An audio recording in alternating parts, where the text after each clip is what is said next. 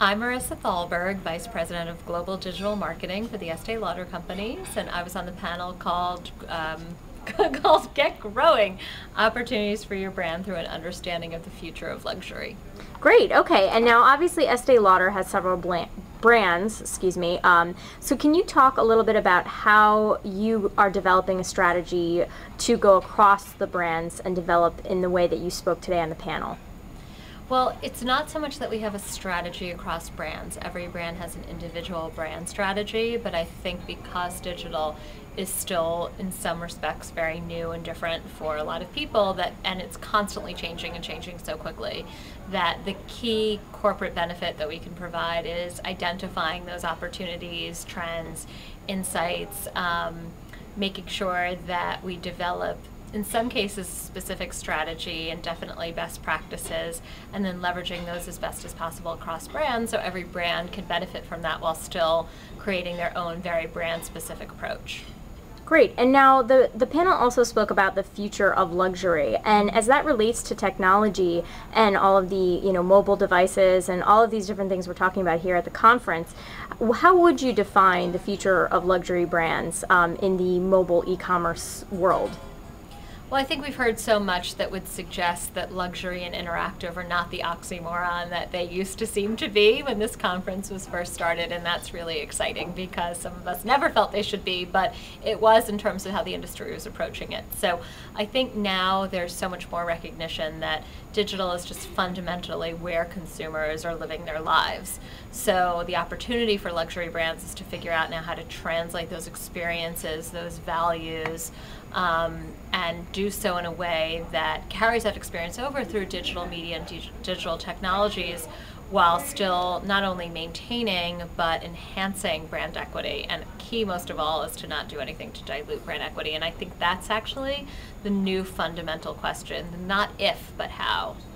Right, which that brings me actually to another question about challenges. What challenges do you think that luxury brands face in this mobile e-commerce community that we're looking towards? Well, that's exactly it. I mean, there's so many different media offerings, there's so many different ways to play. It's extremely hard to get share of voice and share of mind in such a fragmented landscape. And so the key is figuring out not how to just rush things to market for the sake of, as I said earlier, kind of checking a box that we did Facebook, we did Twitter, we did mobile, but to find a way to do it that really enhances what consumers want from that brand. It is a relationship ultimately, and so to the extent that we can create those experiences through digital media that allow brands to build on that relationship, to deliver a need, to answer a question, to make them feel something, I think, it's great that that's more of what people are discussing today, and I think that's really the challenge. So you take a really important channel like Facebook or Twitter or an iPhone app as a new device-based channel, and then think about, well, what's my way of delivering the brand experience so that it's both on brand and appropriate for those media. And can you give an example of how you might have developed a strategy for mobile technology or for just e-commerce in general for one of Estee Lauder's brands? Well, again, it's really evolved. So e-commerce was sort of, as I mentioned earlier in the panel, kind of at the root of our digital activities, and so we continue to grow those, and so finding new ways to enhance the shopping experience, of course, is the challenge of anyone who's sitting with kind of their e-commerce hat on. But that's obviously just one point in the consumer's digital experience of the brand now, and that's probably the biggest change. So thinking about if a brand has a Facebook community, how that is complementary but not just duplicative of an e-commerce site. And what would somebody want in a Facebook environment from a brand versus what they want from an e-commerce site experience.